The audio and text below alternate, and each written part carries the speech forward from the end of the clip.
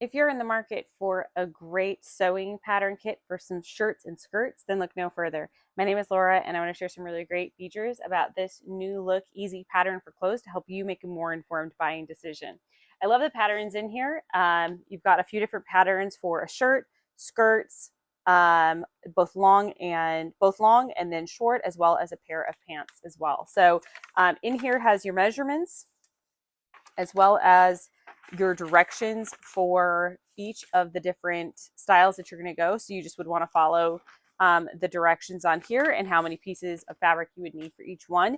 And then these are the templates. It's laid out as as multiple like large sheets, and then you need to cut out the size. So this is going to be um, one of the patterns. So it does take time to actually, this is for the shirt, to cut each of these out.